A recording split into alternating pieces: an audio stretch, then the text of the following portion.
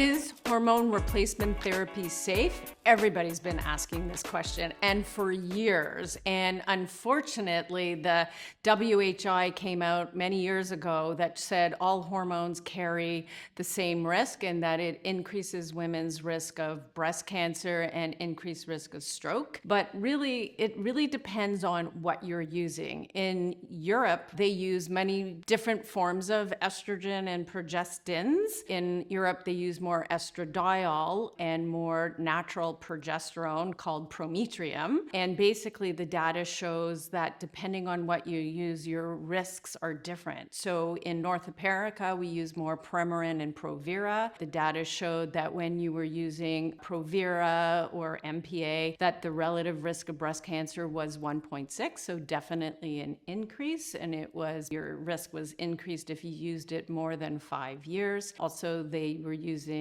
Premarin, which comes from horses. It's natural to horses, not necessarily natural to humans, and we don't necessarily have the enzymes to break it down. So newer data has come out and showed that if you use straight estradiol and progesterone, which is the hormones that you actually produce, that the relative risk was 1, which means no increase or decrease relative to baseline. But what we do know also is that everybody's genetics are different and how we metabolize hormones can be different. And that's where some of the risk also does come in. So I do believe there is a safe way to do hormones. And that's what also sets Vitality apart from other doctors who are doing hormone replacement. Most of them are just thinking about estrogen and progesterone. But I think it's like everything else that I do. It's really about modifying your risks by eating right, exercising, de-stressing, meditating, balancing your hormones, and using the safer hormones.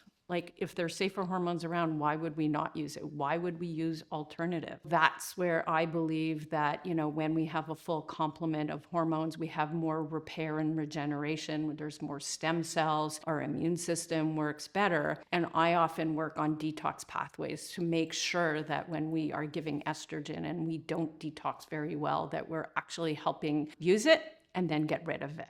Estrogen's a double-edged sword. There's certain things that we need it for, and then there's certain risks associated, but there are definitely ways to mitigate that. And even recently, I was asked to be a speaker related to the black box warning that was removed recently in the US, and Health Canada similarly has changed that. So what they then said was they were trying to say that the risk-benefit ratio was better and that there was definitely a lot of benefits and that women shouldn't be scared. But at the same token, I'm going to say, why use hormones that increase the risk when there's other hormones that don't? So make sure when you're seeing someone who's replacing hormones actually knows the data and will actually prescribe bioidentical estrogen and progesterone. It's funny that people call me the hormone doctor, and if anything, I originally was very scared of using hormones, and especially because my mother was diagnosed with breast cancer and died at the age of 44, and her oncologist was like, don't ever go on the birth control pill, don't take hormone replacement. And then in my 40s, I started having perimenopausal symptoms and my brain wasn't working. I was gaining weight. I had fatigue. I had what I call typical perimenopausal symptoms. And I knew I couldn't live my life this way. And it was also around the time the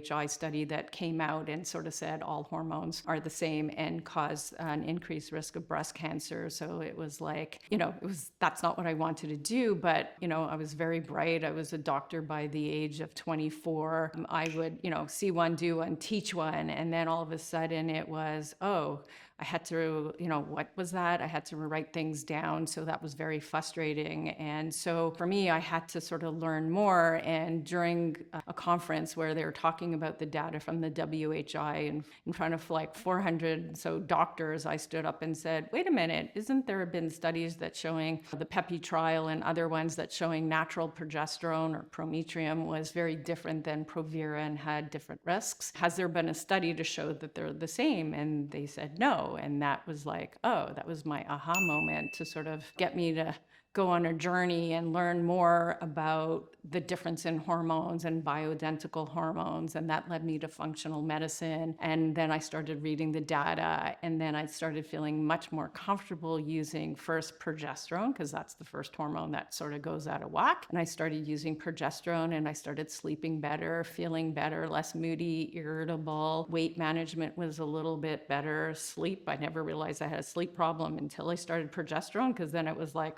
oh, that's what it's like to sleep well. And then in terms of estrogen, that was a little more risky for me given the family history. But again, you have to look at the risk-benefit ratio. And for me, I also do genetics, so I also knew already that I had methylation and detoxification issues. So if I was going to do hormones, I want to use a hormone that has lower risk, so straight estradiol or a combination of estradiol and estriol. And then for sure, making sure that I'm on detox supplements and B vitamins and optimizing my vitamin D and all of that. And I can say that I look and feel better now at 60 than I did in my 30s. So what does that mean? So that means that it's important to find the right practitioner, doctor to help you with hormone replacement, lower your risks, and come to the experts at Vitality MD, because I'm living proof that you can take hormone replacement even in a strong family history of breast cancer, and you can do it in a safe way that makes you look better, feel better,